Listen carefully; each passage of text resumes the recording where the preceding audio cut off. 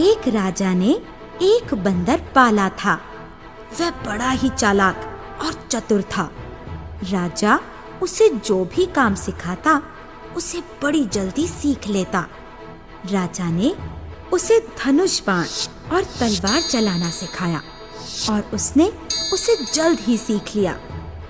वह राजा के कई काम बड़ी कुशलता से और शीघ्र करता था। वह राजा से बड़ा प्यार करता था और राजा भी उससे बड़ा प्रेम करता था और उसे काजू बादाम खाने को देता था, जिन्हें वह बंदर बड़े चाव से खाता था तथा नए नए कपड़े भी पहनता था।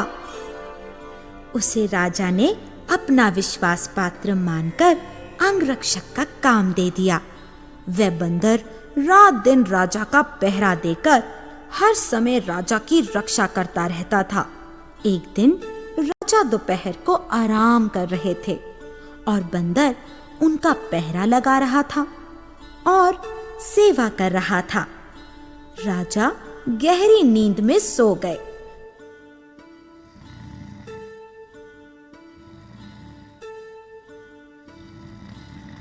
तभी एक मक्खी उड़कर आई और राजा के पैर पर बैठ गई।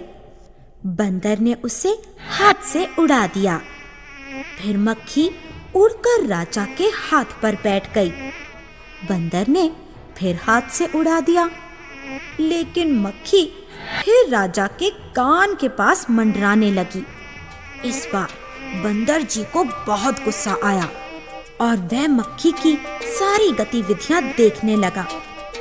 तभी राजा ने करवट ली और मक्खी राजा के नाक पर जा बैठी। बंदर ने तलवार निकाली और निशाना साधकर धड़ाक से राजा के नाक पर मारी। राजा की नाक कटकर गिर गई। राजा मारे दर्द के हा हा करते उठा और बंदर के हाथ में खून से रंगी तलवार देखी। बंदर घबरा रहा था।